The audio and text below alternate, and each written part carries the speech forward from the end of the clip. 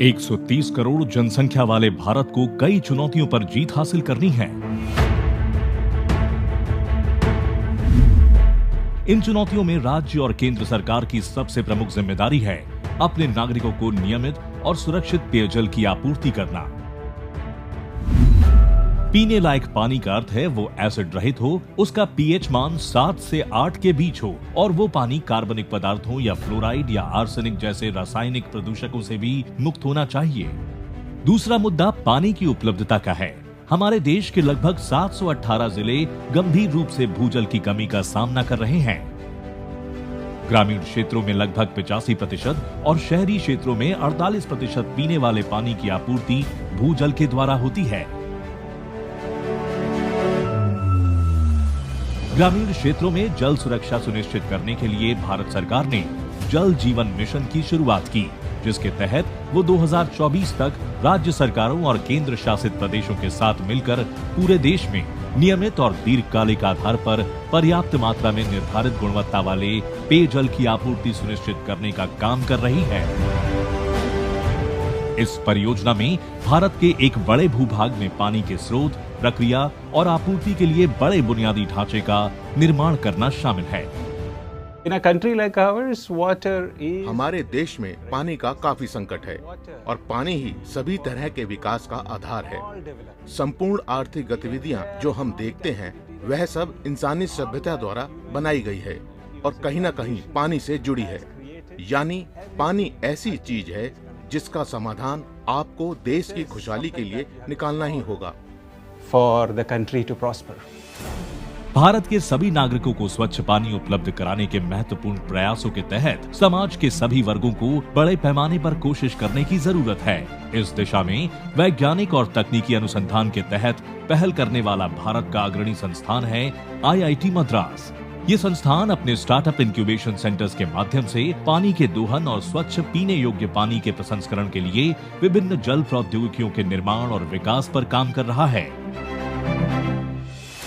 विज्ञान से आत्मनिर्भर भारत के इस एपिसोड में हम IIT मद्रास की यात्रा करेंगे और यहाँ के 2 इंक्यूबेटर स्टार्टअप को देखेंगे। वायुजल टेक्नोलॉजी प्राइवेट लिमिटेड, जैसा कि नाम से पता चलता है, ये वायुमंडल से पानी निकालता है, और इनोडी वाटर ट्रीटमेंट प्राइवेट लिमिटेड ने भूजल के उपचार के लिए एक बहुत ही नवीन तकनीक विकसित की है, जिसके द्वारा भूजल में घुले भारी धातु और फ्लोराइड जैसे लवण तथा जहरीले पदार्थों को निकालकर पानी को उपचारित किया जाता है। इसके अलावा और भी बहुत कुछ देखिए केवल इंडिया साइंस पर।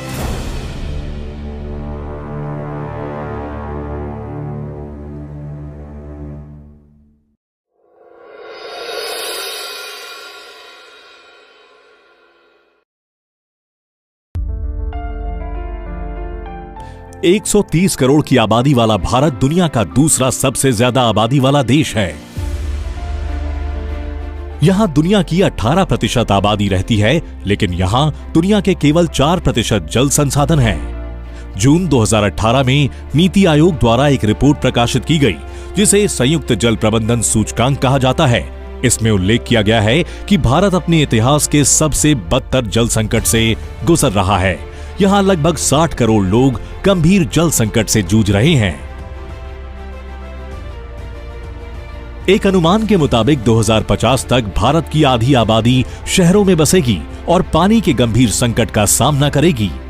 तेजी से होते शहरीकरण की वजह से एक पूर्वानुमान लगाया गया है कि देश के 21 प्रमुख शहरों को जल्द ही पानी की अपनी दैनिक जरूरतों को पूरा करने के लिए प्राकृतिक उपायों के अलावा अन्य विकल्प भी तलाशने होंगे। अनियमित मानसून और आसमानी बारिश से पहले ही बेंगलुरु और चेन्नई जैसे शहर खासे प्रभावित हुए हैं और पानी की किल्लत का सामना कर रहे हैं। Our population keeps increasing. The water resources are constant.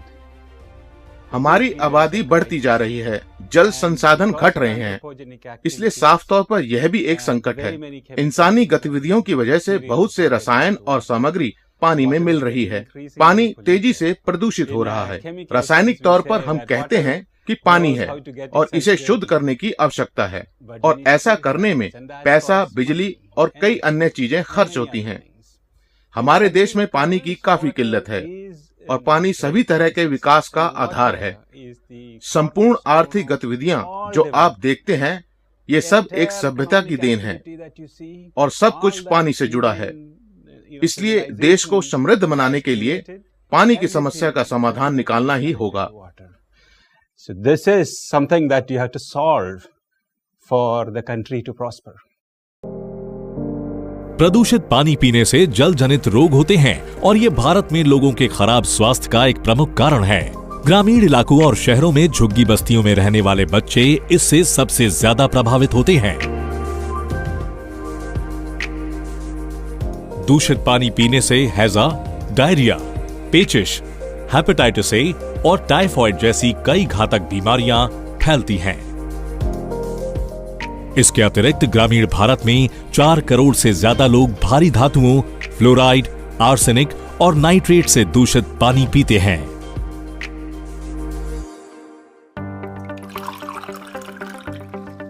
पेयजल और स्वच्छता मंत्रालय के आंकड़ों के मुताबिक भारत में 16 राज्य ऐसे हैं जहां ग्रामीण आबादी धातु से दूषित पानी का सेवन करती है, जिसमें पश्चिम बंगाल, राजस्थान, बिहार, पंजाब, असम, उत्तर प्रदेश और त्रिपुरा के 10 लाख से ज्यादा लोग प्रभावित हैं।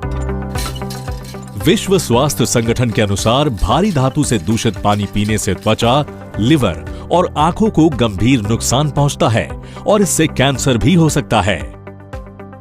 प्रत्येक नागरिक के स्वास्थ्य की रक्षा के लिए विश्वसनीय और सुरक्षित पेयजल आपूर्ति सुनिश्चित करना बेहद महत्वपूर्ण है और भारत के विशाल और भौगोलिक रूप से भिन्न आबादी को देखते हुए ये एक तार्किक रूप से जटिल और गहन संसाधनों से होने वाला काम है। स्वच्छ जल आपूर्ति सुनिश्चित करने के लिए प्रौद्योगिकी की उपयोगिता क्षेत्र, लोगों की संख्या और संसाधनों की उपलब्धता पर भी निर्भर करती है। भारत में व्यापक रूप से शहरी क्षेत्र दुनिया के अन्य शहरों की तरह जल बोर्डों और नगर पालिकाओं के जरिए स्वच्छ पानी की आपूर्ति करने में ज्यादा कामयाब रहे हैं। इसलिए विश्वसनीय स्वच्छ पेयजल की सोर्सिंग और आपूर्ति के लिए पारंपरिक और प्राथमिक तकनीकी संसाधनों के बजाय अत्याधुनिक तकनीकी नवाचारों को अपनाने की जरूरत है। छोटी आबादी की जरूरत को पूरा करने वाले तकनीकी समाधानों का होना भी काफी महत्वपूर्ण है। इसलिए स्वच्छ पेयजल हेतु उत्पाद बनाने के लिए अनुसंधान और शैक्षणिक संस्थानों के साथ प्रौद्योगिकी स्टार्टअप का सहयोग करना काफी महत्वपूर्ण है। As we have progressed, जैसे जैसे हम विकास कर रहे हैं, प्रदूषण की समस्या जटिल होती जा रही है। यह एक पहलू है। दूसरा पहलू यह है कि बड़ी संख्या में अन्य संदूषक भी, जो मूल रूप से प्राकृतिक हैं, उनका भी समाधान निकालने की आवश्यकता है। लेकिन इसका समाधान कम लागत में कुशलता पूर्वक कैसे किया जाए, यह एक चुनौती है।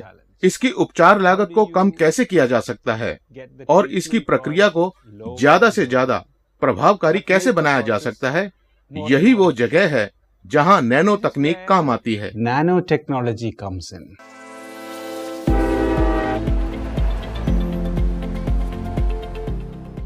चेन्नई स्थित वायुजल टेक्नोलॉजीज प्राइवेट लिमिटेड उच्च गुणवत्ता वाला पीने लायक पानी हवा में से हासिल करने के लिए गहन शोध और नई प्रौद्योगिकियों के विकास में लगी हुई है। वायुजल एक IIT इंक्यूबेटेड कंपनी है जिसने AWGs यानी एटमॉस्फेरिक वाटर जनरेटर्स का निर्माण करके हवा से पानी निकालने की एक किफायती तकनीक विकसित की है। ये कंपनी पद्मश्री पुरस्कार विजेता प्रोफेसर टी प्रदीप और उनके छात्र अंकित नागर और रमेश कुमार के दिमाग की उपज है। हमारे जो रिसर्च का जब काम कर रहे थे तब हमने ये देखा कि हम एक डिफरेंट सरफेस बना के कम बिजली लगा के पानी बना सकते हैं। तो हमारा आइडिया बेसिकली उससे ये जो इंस्पिरेशन मिली वो इससे मिली कि भी अगर हम लोग कम बिजली लगा के 1 लीटर पानी स्पेंड कर सकते थे, जो पहले आप 0.4 यूनिट ऑफ इलेक्ट्रिसिटी कंज्यूम करते थे 1 लीटर पानी बनाने के लिए, हम उसी को आज 0.33 में करते हैं। तो ये एक पहला आइडिया था कि आप काफ़ी कम कॉस्ट पे पानी बना सकते हो। दूसरा आइडिया ये था कि जो अभी आने वाला फ्यूचर है उसमें अपने को रिन्यूएबल सोर्सेज है, जो अपने नदी का पानी है, नहर का पानी है या फिर ग्राउंड का पानी है, वो अवेलेबल नहीं रहेगा। तो जो नमी में जो पानी है वो अवेलेबल बहुत लंबे टाइम से था, अभी भी है। और इतना ज़्यादा है कि हर इंसान को, धरती पे रहने वाले हर इंसान को हम आराम से 1 करोड़ लीटर पीने का पानी दे सकते हैं। तो इस जो सोर्स है हमारे आसपास अवेलेबल, इस सोर्स से हम पीने का पानी बना सकें और इस टेक्नोलॉजी को यूज़ करते करते धीरे धीरे एक टाइम पे ऐसा सिस्टम बना सके कि ये जो पीने का पानी है अफोर्डेबल प्राइस पे एक एवरेज कंज्यूमर के लिए अवेलेबल हो। आज ये अवेलेबल है, जो पीने का पानी अपने बोतल का प्राइसिंग रहता है, पेट बोतल आता है, उसके कॉम्पिटिटिव है प्राइस इसका, उससे अच्छी क्वालिटी में है। बट आने वाले टाइम में हमारा प्लान ये रहेगा कि और कम कॉस्ट में कैसे पानी बनाया जाए। प्रोफेसर टी प्रदीप और उनकी टीम सिर्फ 2 पैसे प्रति लीटर की दर से स्वच्छ पानी उपलब्ध करवाने के लिए नैनो टेक्नोलॉजी आधारित वाटर फिल्टर विकसित करने पर काम कर रही है। टीम ने छोटे स्तर के विज्ञान प्रयोगों से वाणिज्यिक उत्पाद बनाने में नैनो सामग्री का उपयोग करके कई अन्य किफायती और सुरक्षित पेयजल समाधान विकसित किए हैं। We create advanced materials and such materials हम उन्नत सामग्री बनाते हैं और ऐसी सामग्री 2.2 पैसे प्रति लीटर स्वच्छ पानी की कीमत पर पीने के पानी से आर्सेनिक को हटा सकती है। इससे सिर्फ पानी आर्सेनिक मुक्त ही नहीं होता, बल्कि दूसरे दूषित पदार्थ भी निकल जाते हैं और पानी की गुणवत्ता US EPA environment protection agency जितनी अच्छी होती है। US EPA environmental protection agency quality water. AWG को स्थापित करने की प्रेरणा घटते पेयजल स्रोतों और समय पर पीने का पानी न मिलने की वजह से मिली। आसान शब्दों में एटमॉस्फेरिक वाटर जनरेटर एक ऐसा उपकरण है जो सघनन से वातावरण में मौजूद नमी का उपयोग करके आर्द्रता एकत्र करता है। ये ठीक उसी तरह काम करता है जैसे ठंडे पानी से भरे गिलास के आसपास सघनन होता है। वास्तव में AWG का संरचनात्मक डिजाइन किसी कैक्टस के पौधे से प्रेरित है, जिसमें छोटे कांटे जैसी संरचनाएं होती हैं, जो पानी की जरूरत को पूरा करने के लिए कांटे के चारों ओर की नमी युक्त हवा को अपने में फंसा लेती है। इसी सिद्धांत के आधार पर इंजीनियरिंग टीम ने नैनो इंजीनियर्ड माइक्रो नैनो संरचना के पैटर्न वाली सतहों को विकसित किया है, ताकि धातु की सतह पर वाष्पीकरण और सघनन हवा में मौजूद नमी को फंसा सके। बेसिकली हम कोई भी सरफेस को ठंडा करते हैं तो उस पर नमी अपने आप आके कंडेंस हो जाती है, कोई भी सरफेस लेते हैं। परंतु किस सरफेस पे हम वो पानी जम रहा है, ग्लास के सरफेस पे पानी अलग तरीके से अलग रेट से कंडेंसेशन होता है, कॉपर की सरफेस पे एक अलग रेट से कंडेंसेशन होता है, स्टील के सरफेस पे अलग रेट से होगा, प्लास्टिक पे अलग रेट से होगा। और ये जो रेट होता है कंडेंसेशन का, ये डिपेंड करता है कि एक नैनो लेवल पे, माइक्रो लेवल पे वो सरफेस की मॉर्फोलॉजी क्या है। हम जो यूज़ कर रहे हैं यूजली अपन डीह्यूमिडिफायर में नॉर्मल फ्लैट सरफेसेज यूज़ करते हैं पानी को निकालने के लिए। हम जो यूज़ कर रहे हैं ये एक बायो इंस्पायर्ड सरफेस है। जैसे कैक्टाई का प्लांट होता है, तो डेजर्ट में कैक्टाई का प्लांट अपने आप को पानी कलेक्ट करता है, रात में अपने आप को पानी देता है ये प्लांट। और ये ऐसा कर पाता है क्योंकि उसकी जो सरफेस होती है उस पर एक पर्टिकुलर टाइप की मॉर्फोलॉजी होती है, तो बहुत कांटेदार होती है। और ये कांटेदार जो मॉर्फोलॉजी होती है, हर कांटे के टिप पे पानी कंडेंस होना शुरू होता है और वो एक न्यूक्लिएशन पॉइंट की तरह सर्व करता है। तो ये जो बायोमिमिक्री है कैक्टाई प्लांट की, ये हमने हमारे मशीन के अंदर जो सरफेस यूज़ कर रहे हैं उस पर यूज़ कर पा रहे हैं। तो ये एक बेसिक इंस्पिरेशन है जो हम यूज़ में ला रहे हैं इस मशीन के अंदर, जो पानी कंडेंस करने में, फास्टर कंडेंस करने में हमें सहायता देती है। आइए देखते हैं कि AWG कैसे काम करता है। हवा मशीन के सामने स्थित एक सेक्शन के जरिए यंत्र में प्रवेश करती है। फिल्टर की गई हवा में से नमी मशीन के अंदर मौजूद नैनो इंजीनियर्ड वाली ठंडी सतहों पर सघनित हो जाती है। फिर सघनित पानी को एक स्टेनलेस स्टील बर्तन में इकट्ठा किया जाता है। ये पानी सभी दूषित पदार्थों, अवांछनीय रसायनों और हानिकारक गैसों को हटाने के लिए 7 चरण के निस्पंदन सिस्टम से गुजरता है। शुद्ध पेयजल हासिल करने के लिए एकत्रित पानी को ओजोन फिल्टर, तलछट फिल्टर, कार्बन फिल्टर और यूवी प्रकाश के माध्यम से पारित किया जाता है। शुद्धिकरण के बाद इसमें कैल्शियम, मैग्नीशियम और सोडियम जैसे खनिज मिलाए जाते हैं, जिसके बाद पानी पीने लायक हो जाता है। वायु जल द्वारा डिजाइन की गई AWG मशीन को स्वदेशी रूप से डिजाइन और निर्मित किया गया है, जिसका मकसद एक किफायती जल समाधान प्रदान करने के साथ वैश्विक जल संकट को कम करना है। ये आम आदमी के लिए कारगर और पर्यावरणीय रूप से टिकाऊ है। वायुजल AWG 30, 100, 400, 1000 और 2000 लीटर प्रतिदिन की क्षमता के हिसाब से उपलब्ध है। वायुजल ने पहले ही IIT मद्रास में अलग अलग क्षमता वाले उपकरण स्थापित किए हैं, जिसमें उसने ITC होटल चेन्नई में 2000 लीटर क्षमता वाला AWG भी स्थापित किया है। अब इसके परीक्षण पूरे हो गए हैं, इसलिए व्यावसायिक उपयोग के लिए इसका उत्पादन बढ़ाया जाएगा। तो आज वायुजल भारत के लगभग 15 सिटीज में ऑपरेट कर रहे हैं, और सबसे जो बड़ा योगदान हमने दिया है वो है इस यूनिट को आर्मी को देना। हमने जो डिफेंस रिसर्च लेबोरेटरी है DRL की, उनके वाया हमने ये यूनिट्स आर्मी तक पहुंचाई है। आर्मी के अलावा हमने ये यूनिट्स होटल्स को सप्लाई किए हैं, स्कूल्स को सप्लाई किए हैं, जहाँ पे जो बच्चे हैं उनको पीने का पानी साफ नहीं मिल पाता था, तो ये यूनिट स्कूल्स में हैं। तो ये एक ऐसे उदाहरण बन जाते हैं कि हम उसको पूरे देश में और भी जगह पे यूज कर सकते हैं। वायुजल AWG जैसे नवोन्मेषी और वैज्ञानिक समाधानों में भारत के कुछ हिस्सों में जल सुरक्षा पैदा करने की क्षमता है, जिसके तहत ये पानी इकट्ठा करने के साथ साथ इस पानी को मानवीय उपयोग के लिए शुद्ध करने का एक साधन उपलब्ध करवाता है।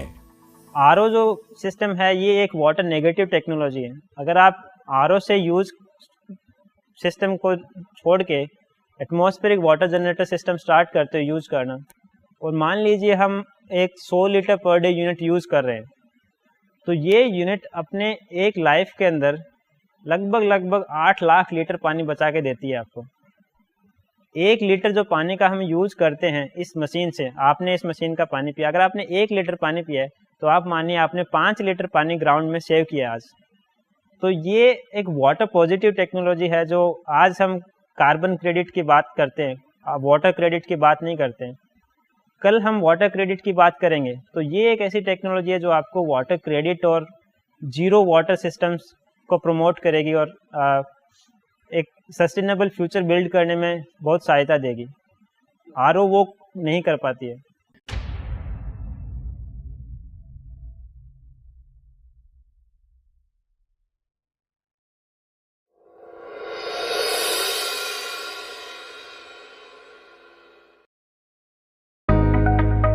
इनोडाई वाटर ट्रीटमेंट प्राइवेट लिमिटेड ने विश्व स्वास्थ्य संगठन के मानकों के अनुसार स्वच्छ पेयजल हासिल करने के लिए ज्यादा लवण वाले भूजल और सतही जल के उपचार के लिए एक बहुत ही नवीन प्रक्रिया विकसित की है, जो फ्लोराइड्स, भारी धातु, आर्सेनिक, नाइट्रेट्स और बैक्टीरिया जैसे विषाक्त पदार्थों को पानी से निकाल देती है। परंपरागत रूप से भूजल उपचार RO यानी रिवर्स ऑस्मोसिस तकनीक पर आधारित होते हैं, जो उपचार के दौरान बहुत सारा पानी बर्बाद करते हैं और इनमें अतिरिक्त बिजली और रसायनों का उपयोग होता है। इसलिए साफ पानी उपलब्ध करवाने में इनकी परिचालन लागत बहुत ज्यादा आती है, जिससे ग्रामीण इलाकों में इसका उपयोग करना महंगा और मुश्किल हो जाता है। इनोडियाई की तकनीक को CDI यानी कैपेसिटिव डीआयोनाइजेशन कहा जाता है। ये RO तकनीक का एक अच्छा विकल्प साबित हो रही है। ये एक हाई रिकवरी सिस्टम है, जिसमें RO सिस्टम के 70% के मुकाबले पानी की बर्बादी सिर्फ 20% होती है। Yes, one of the key things that CDI delivers is in terms of water savings. CDI द्वारा प्रदान किए जाने वाले प्रमुख समाधानों में से एक पानी की बचत का मामला है। तो हमने देखा कि रिवर्स ऑस्मोसिस जैसी तकनीक से बहुत सा पानी बर्बाद होता है, और पानी की बर्बादी एक तरह का अपराध है, क्योंकि पानी काफी दुर्लभ संसाधन है। इसलिए हम एक ऐसी तकनीक का विकास करना चाहते थे जिसे इस तरह से अपनाया जा सके कि यह हमारे द्वारा इस्तेमाल किए जाने वाले कच्चे पानी का उपयोग करते समय पानी की कम से कम बर्बादी करे। हमने विभिन्न तकनीकों पर ध्यान दिया और तब कहीं जाकर CDI ने इस दिशा में काफी आशाजनक परिणाम दिए। हम चाहते थे कि इसे स्थानीय तौर पर आसानी से अपनाया जाए, इसलिए हमने इसे भारतीय परिस्थितियों, पानी की स्थिति, बिजली की स्थिति, निर्माण क्षमता आदि के हिसाब से तैयार करने में काफी समय दिया। अब हमने सफलतापूर्वक एक विनिर्माण सुविधा भी स्थापित कर ली है, जहां हम इसका उत्पादन बड़ी मात्रा में कर सकते हैं। ये प्रौद्योगिकी RO की तुलना में कम पानी बर्बाद करती है और परिचालन लागत के मामले में बेहतरीन है। इसमें किसी भी रसायन का उपयोग नहीं होता, बिजली की खपत कम होती है और बाजार में उपलब्ध किसी भी अन्य सिस्टम की तुलना में पानी को शुद्ध करने के लिए इसकी परिचालन लागत सबसे कम है। इस नई तकनीक का उपयोग बिना झिल्ली वाले फिल्टर के पानी को विलवणीकरण के लिए किया जाता है और पानी के उपचार के लिए इसमें रसायनों की जरूरत नहीं होती तथा ये पानी से लवण को अलग करने के लिए काफी कम बिजली का उपयोग करता है। CDI प्रौद्योगिकी में कम दबाव पर कार्बन आधारित इलेक्ट्रोड के बीच पानी गुजारा जाता है और पानी में मौजूद आयनों को हटाने के लिए जल प्रवाह के दौरान एक संभावित अंतर रखा जाता है। ये आयन विपरीत रूप से आवेशित इलेक्ट्रोडों में अवशोषित हो जाते हैं, जिससे उनका निष्कासन होता है और पूरी प्रक्रिया में किसी भी रसायन का उपयोग नहीं होता।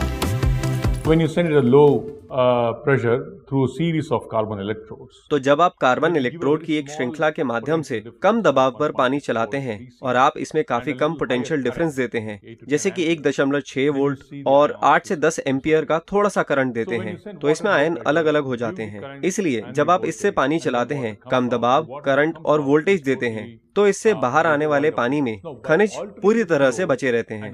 प्रवाह को बदलकर और वोल्टेज को बदलकर आप यह निर्धारित कर सकते हैं कि आप कितने आयनों को बनाए रखना चाहते हैं और कितनों को छोड़ना चाहते हैं। तो हमने इसे विज्ञान से सिद्ध किया है और ये इस तरह की वस्तु है जो हमें स्वस्थ पेयजल प्रदान करती है। इसमें CDI दूषित पदार्थों को हटा सकता है, लेकिन शरीर के लिए आवश्यक कैल्शियम और मैग्नीशियम जैसी चीजों को बनाए रखता है।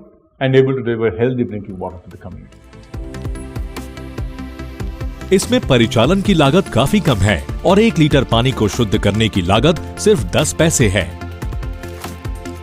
CDI तकनीक के उपयोग से पानी की बर्बादी केवल 20% तक होती है।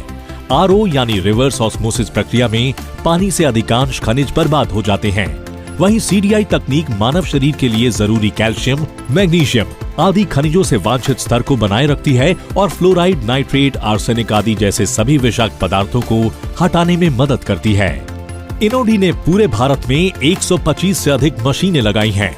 इसका उद्देश्य उत्पादन को बढ़ाना है ताकि समाज पर एक बड़ा सामाजिक, पर्यावरणीय और पोषण संबंधी सकारात्मक प्रभाव डालने के लिए इस तकनीक का बड़े पैमाने पर उपयोग किया जा सके और हमारे देश के नागरिकों को स्वच्छ और शुद्ध पानी उपलब्ध करवाने के मिशन में मदद मिल सके।